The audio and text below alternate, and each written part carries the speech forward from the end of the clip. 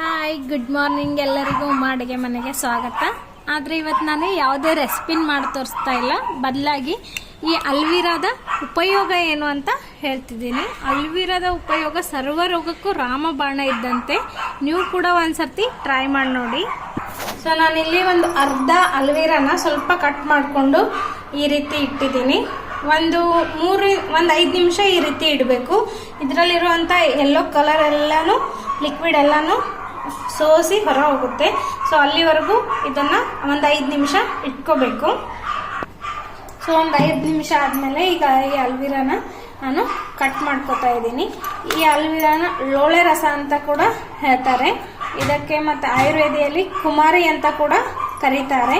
ಕುಮಾರಿ ಅಂದರೆ ಇದರಿಂದ ಹೆಣ್ಮಕ್ಳಿಗೆ ತುಂಬ ಉಪಯೋಗ ಇದೆ, ಹಾಗಾಗಿ ಇದನ್ನು ಕುಮಾರಿ ಅಂತ ಕೂಡ ಕರೀತಾರೆ. ಈ ಅಲ್ವೀರಾ ಜೆಲ್ಲನ್ನು ನಾವು ಮುಖಕ್ಕೆ ಕೂಡ ಅಪ್ಲೈ ಮಾಡ್ಕೋಬಹುದು. ಮುಖಕ್ಕೆ ಅಪ್ಲೈ ಮಾಡಿಕೊಂಡು ಒಂದು 10 ನಿಮಿಷ ಮುಖಕ್ಕೆ ಹಚ್ಕೊಂಡ್ಬಿಟ್ಟು ಆಮೇಲೆ ಮುಖನ ತೊಳ್ಕೊಬೋದು. ತಲೆಗೆ ಕೂಡ ಅಪ್ಲೈ ಮಾಡ್ಕೋಬೋದು. ಆದರೆ ನಾನಿವತ್ತು ಏನು ಮಾಡ್ತಿದ್ದೀನಿ ಅಂದರೆ, ನಾನಿವತ್ತು ಮುಖಕ್ಕೂ ಹಚ್ತಿಲ್ಲ, ತಲೆಗೂ ಹಚ್ತಿಲ್ಲ.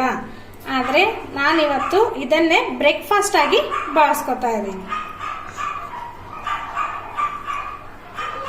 ಈ ಥರ ಒಳಗಿಂದ ಐಸ್ ಕ್ಯೂಬ್ ಅಪ್ಲೆ ಕಾಣಿಸ್ತಾ ಇದೆಯಲ್ಲ, ಇದನ್ನು ಮಾತ್ರ ನಾವು ತಗೋಬೇಕು, ತೆಗೆದಿಟ್ಕೋಬೇಕು ಇದನ್ನು ಮಾತ್ರ. ಸೊ ನಾನು ಅಲ್ವೀರಾನ ಈ ಥರ ಚಿಕ್ಕ ಚಿಕ್ಕ ಪೀಸಾಗಿ ಮಾಡಿಟ್ಕೊಂಡಿದ್ದೀನಿ. ಇದನ್ನು ಬೆಳಗ್ಗೆ ಹೊತ್ತು ಖಾಲಿ ಹೊಟ್ಟೆಯಲ್ಲಿ ಮಕ್ಕಳಿಗೆ ಕೊಡಬೇಕು. ನಾವು ಕೂಡ ತಗೋಬಹುದು, ಆದರೆ ಮಕ್ಕಳಿಗೆ ಸ್ವಲ್ಪ ವೀಕಲ್ಲಿ 1 ಟೈಮ್ ಆದರೂ ಇದನ್ನು ನಾವು ತಿನ್ನಿಸ್ಬೇಕು. ವೀಕಲ್ಲಿ 1 ಟೈಮ್ ತಿಂದಿಲ್ಲ ಅಂದರೂ ಪರವಾಗಿಲ್ಲ, ಆದರೆ ಮಂತ್ಲಿ 1 ಟೈಮ್ ಆದರೂ ನಾವು ಇದನ್ನು ಕೊಡಬೇಕು. ಹೆಲ್ತ್ಗೆ ತುಂಬ ಇದು ಹೆಲ್ತ್ಗೆ ತುಂಬ ಒಳ್ಳೆಯದು. ಮಕ್ಕಳಿಗೆ ಎಲ್ಲ ತಿನ್ನಲು ಕೊಡಬೇಕು.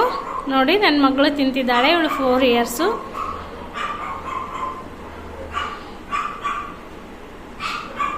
ಇದು ಹೆಲ್ತ್ಗೆ ತುಂಬ ಒಳ್ಳೆಯದು ಅಲ್ವೀರಾ. ಎಸಿಡಿಟಿ ಕೂಡ ನಿವಾರಣೆ ಆಗುತ್ತೆ ಇದರಿಂದ.